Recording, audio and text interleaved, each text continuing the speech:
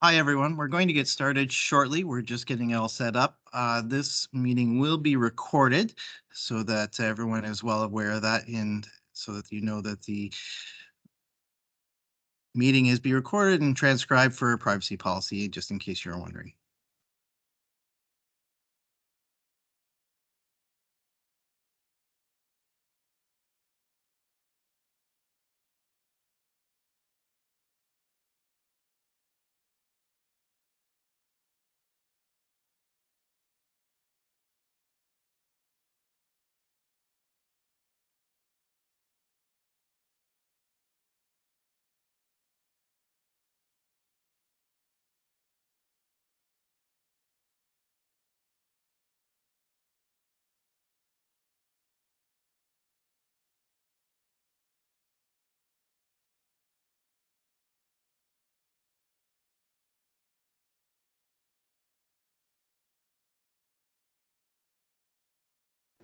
You're with kindergarten, right?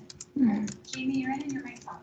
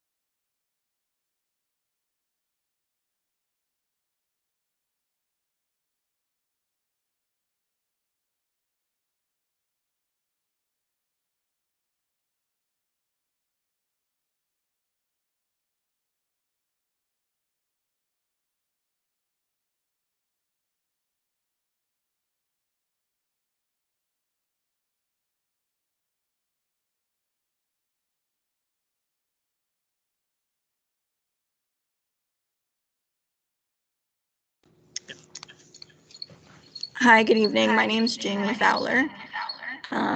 My daughter attends junior kindergarten here at Forest Park. So I will go over what the attendance area review basically means. So we'll do a background, go over the attendance area review process and the procedure document and timelines. We'll review the roles and responsibilities of our members, and then I'll go through the attendance area review report. We'll have a bit of a Q&A, and then we'll go through the closing remarks and the next steps. Okay, so tonight we'll go through the initial attendance area review report.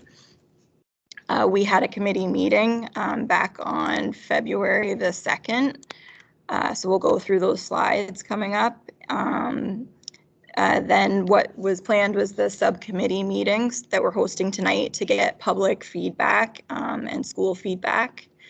Then what would come next is the final attendance area review report. And then public delegations and a decision by the Board of Trustees. And then we would see implementation.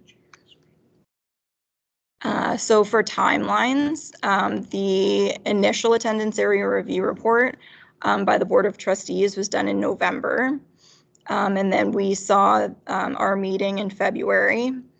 We're hosting our subcommittee meetings in February and March. And then we have a deadline for requests for additional information from Thames Valley, which is March 24th.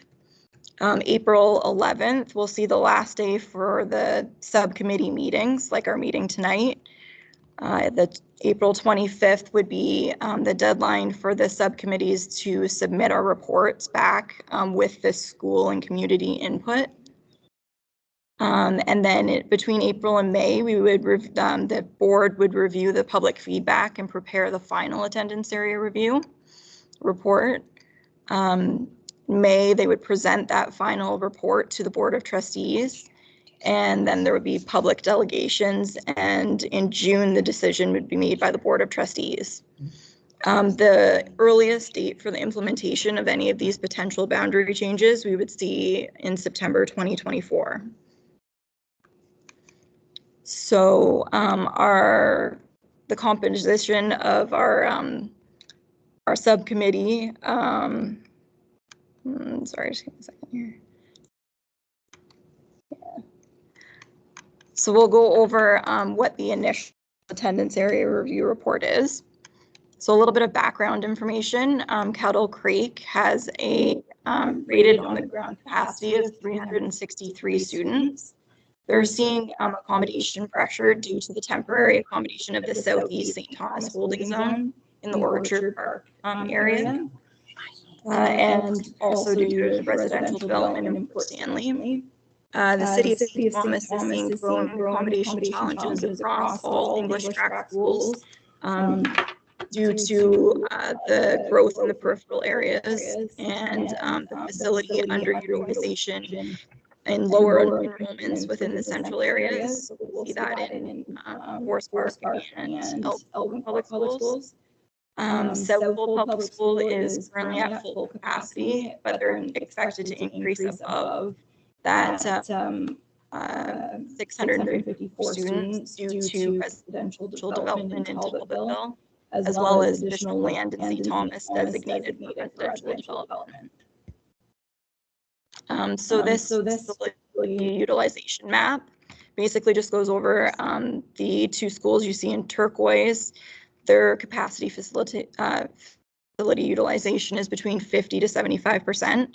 So Forest Park is currently at 74% and requiring no portables at this time.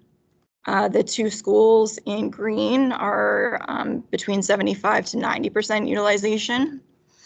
And Southold Public School is between 90 to 110%. The other two schools in red are over 110%. So Locks Public School is currently at 119 and they're using 7 portables. And Kettle Creek right now is at 136 and they're using 5 portables. So the next slide just goes over a development map. So it's showing the residential development areas. We're seeing the most in the northwest area in Talbotville. So it just kind of goes over those bubbles, like number 28 is Talbotville Meadows. Talbotville Ridge is 29 in that same area. And then there's also an urban settlement area expansion area designated in 31 there for future development. The map over to the right shows the residential development in Port Stanley. So they're seeing there's a few different areas, but for 10, there's the Komoka Beach Club, 11, Little Creek, and then it just shows you the total units being developed. So they did do an analysis on the French immersion tracks, and they found that both Pierre Elliott Trudeau and the other French immersion school work well, and they have sufficient enrollment in order to provide high quality French immersion programming. So any modifications to their boundaries would require significant student movement within both attendance areas and would also mean increased reliance on bus transportation. Students from the Southeast St. Thomas holding zone would need to be bused out of St. Thomas to fill that English track school if it were changed back to English. So the next utilization table, is the status quo table. So for Forest Park, we're seeing that really for status quo, we would want 516 students. Both Forest Park and Elgin Court, their capacities for both would be changed due to the non-purpose built classrooms being used for special education. Okay, so for the first boundary option change would be to see the holding zone in Southeast St. Thomas. So the 122 students that would move from Kettle Creek back to Mitchell Hepburn.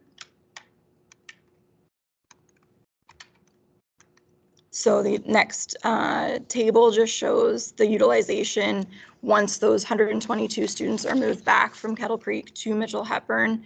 Mitchell Hepburn would go up to 108% by 2024 and then slowly decline by 2029, go back to 100%. So in order for the 122 to accommodate the 122 students returning back to Mitchell Hepburn, the first proposed boundary change would be 2A and 2B areas. So Forest Park would see 76 students move from 2A, and potentially if 2B would see 63 students move back to Forest Park. And then there's a small area to the east where area 3 here, we would see 42 students move from John Wise Public School to Forest Park. And Elgin Court would see 121 move from John Wise.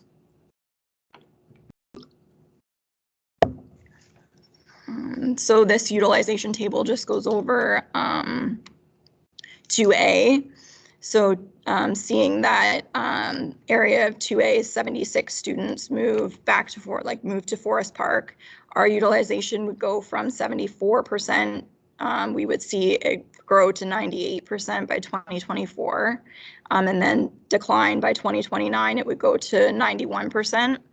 Now, if 2A and 2B were to move to Forest Park, by 2024, we would be slightly over capacity at 107%, and then go back down to 97% by 2029.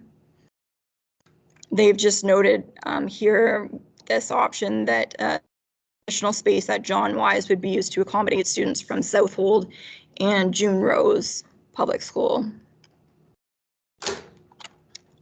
So for the next proposed boundary change for Locks Public School, so option 1, we would see 112 students move from Locks to June Rose. And in order for June Rose to accommodate those 112 students, we would see 98 students move from June Rose to John Wise Public School. So this one, this utilization table just goes over those changes, mainly affecting more so we're seeing to John Wise and Elgin Court. So for Locks, proposed boundary change for the option 2, we would see the 112 students from Locks be moved to New Sarum Public School. And then in order for New Sarum to accommodate those 112 students, we would see area 6 here, 70 students would be coming to Forest Park that are currently being bused to New Sarum, which they are in St. Thomas, so it is more of a proximal neighborhood to send them to St. Thomas, or send them to Forest Park. If 2A and 2B, as well as the 70 from area 6, Forest Park would see their utilization go up in 2024 to 121%. And by 2029, we'd see a slight decrease back down to 112%. So Southold, this option 1 shows 176 students from Southold moving to John Wise Public School. And the at the bottom, it just goes over the average distance and time it takes to commute from Lyndhurst to John Wise versus Southold Public School. Southold's utilization table, just going over these changes, mainly affecting John Wise Public School. Option 2 was the Northwest St. Thomas holding zone. So we would see the Northwest residential expansion lands proposed to be designated as a holding zone, and Elgin Court Public School, or a combination of both Elgin Court and John Wise Public School, would be the 2 designated holding schools. So that's just those utilization tables. So there was also during the board meeting on the November 29th, the trustees requested to see a grade reconfiguration option. So they did do an analysis on this, on a grade reconfiguration option. So Southeast St. Thomas holding zone would be designated to Mitchell Hepburn, and then Mitchell Hepburn, Locks, and Elgin Court would be converted to a kindergarten to grade 6 school, and Forest Park Public School would become a grade 7 to 8 school for Elgin Court and Mitchell Hepburn and Locks Public School. So currently we would be unable to convert Forest Park at the moment to a grade 7 and 8 school. It could only be done through a pupil accommodation review due to the number of students who would be impacted. So we would not be permitted to move more than like 50% of the school's enrollment, and there's currently a moratorium. So if grade restructuring was the preferred option of the trustees following the public consultation process, then Thames Valley would work with the ministry to implement it as soon as the moratorium would be lifted. So the next table just goes over the grade reconfiguration option. If they were to switch Mitchell Hepburn, Locks, and Elgin Court to K through 6 school, you would see Elgin Court would be overutilized in 2024 and 2029. Forest Park then as well would be underutilized basically 2024 and continue to decline and be underutilized into 2029. So a comparison of the approaches, a grade reconfiguration, you would see 828 students affected, and with the proposed boundary changes, you would see 782 students affected.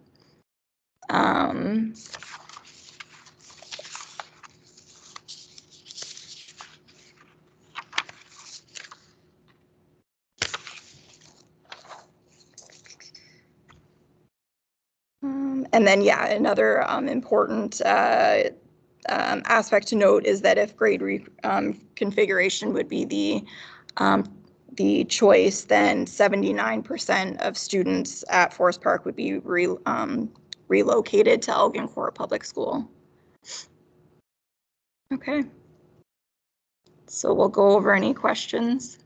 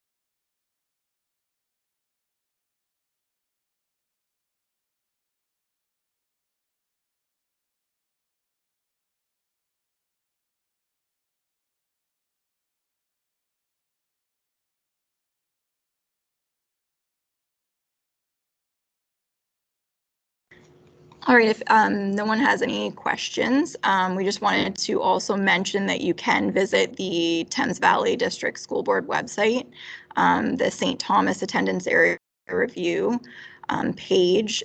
There is a Q&A section on there that you can ask questions, and the board will get back to you. There also is an interactive map that goes over the different proposed boundary changes, and you can zoom in and actually see street level streets affected by the proposed boundary changes as well. Thank you.